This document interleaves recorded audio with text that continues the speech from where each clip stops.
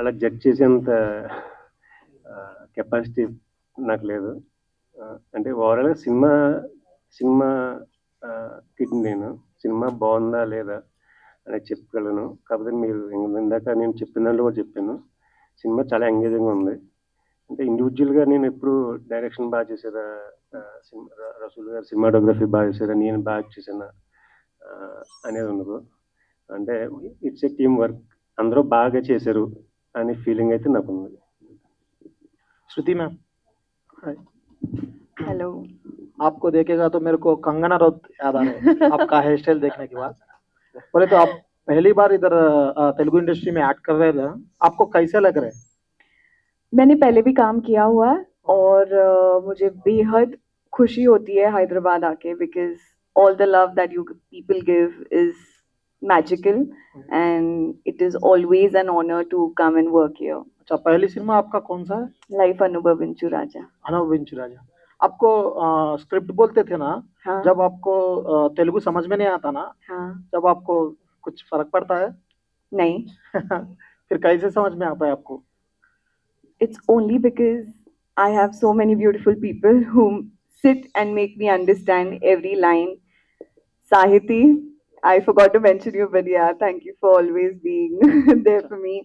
So these people have always made it sure that, you know, I understand every line throughout and I just rehearse it. So every line that I've said is all in Telugu. Thank you. Yeah.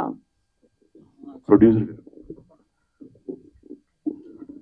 Sir మీరు ఈ story ఒప్పుకొని produce చేయడానికి గల reason ఏంటంటే, చాలా కథలు ఉన్నాయి but ఎట్లాంటి ఒక సినిమాని ప్రొడ్యూస్ చేయడానికి గల రీజన్ ఏంటి? అంటే యాక్చువల్గా నేను పృథ్వీతో బిఫోర్ సినిమా స్టార్ట్ చేసే ముందు ఒక 6 months నుంచి ప్రయాణం చేశాను. ఆ విధంగా ఒక అండర్స్టాండింగ్ డిస్కస్ చేసుకోవడం నెంబర్ ఆఫ్ టైమ్స్ ప్రాసెస్లో స్టార్ట్ చేశాను. సార్ మా సినిమాలకి కానీ ఇట్లాంటి వాటికి ఎక్కువ రీచ్ ఉంటుంది, సో ఆ కైండ్ ఆఫ్ జానర్లో ఏం ట్రై చేయాలి? యాక్చువల్గా ఏంటంటే మేము మాస్ ఇది అని కాదు పాయింట్, ఒక చిన్న సినిమా చేద్దాం, జాగ్రత్తగా చేద్దాం, బడ్జెట్లో జాగ్రత్తగా సినిమా చేయాలనేది మా ఇద్దరు ప్లాన్. ఆ కోణంలో సో ఇనీషియల్ ఐడియా ఏంటి సార్? లైక్ ఇది ఓటీటీకి చేద్దాం అనుకుని లేదా డైరెక్ట్ థియేటర్కి వెళ్ళి అనుకుని చేసాం? రెండు చేద్దాం. All the very best. Thank you very much.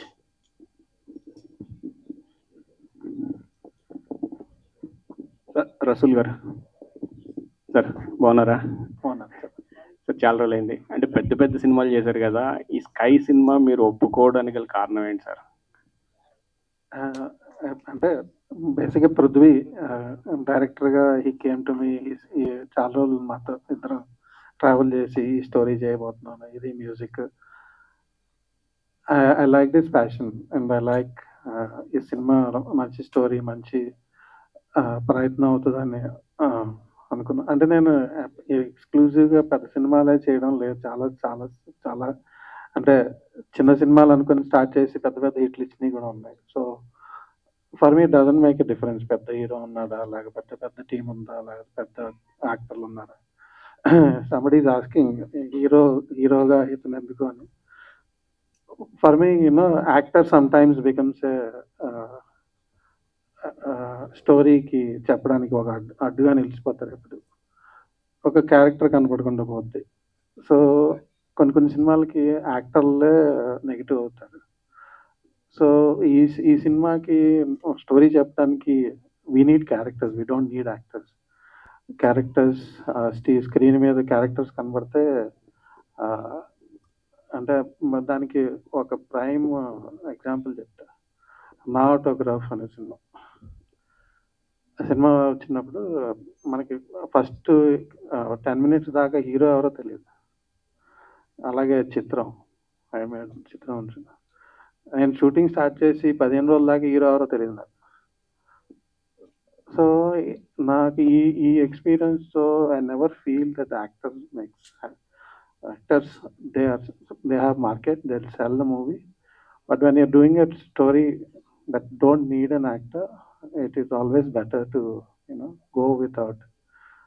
అంటే ఆడియన్స్ ఆ యాక్టర్ని చూడగానే అతను చేసిన ప్రీవియస్ క్యారెక్టర్లని గుర్తొచ్చి ఈ క్యారెక్టర్ కనపడకుండా పోసే అవకాశం కూడా ఉంది.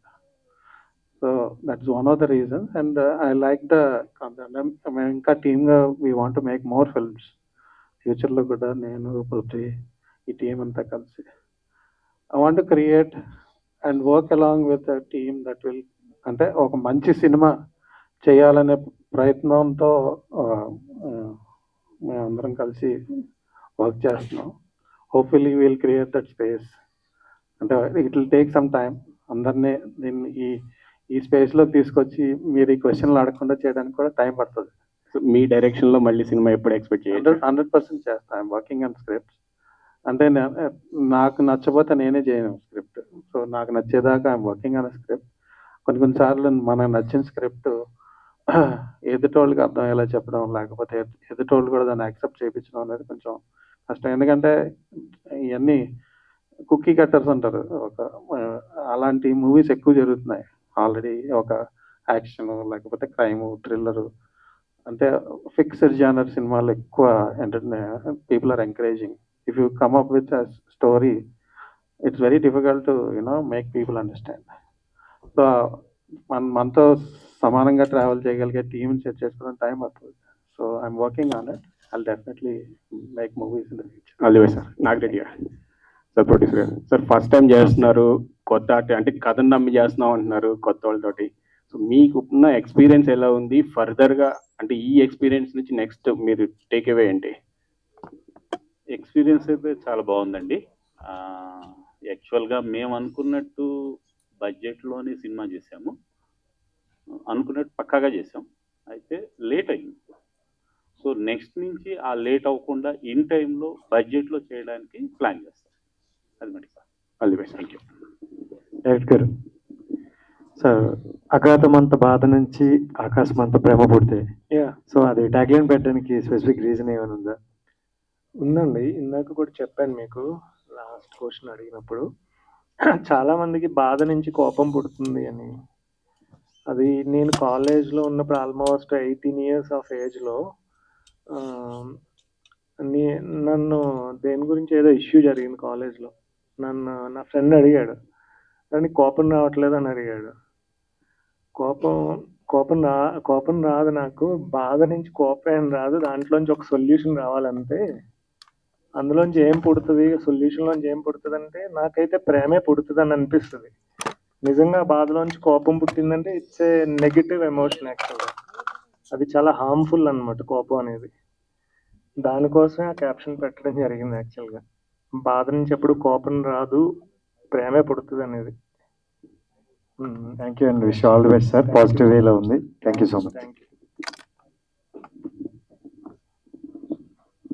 Thank you to all the media. Thank you so much ఇంతసేపు వెయిట్ చేసినందుకు.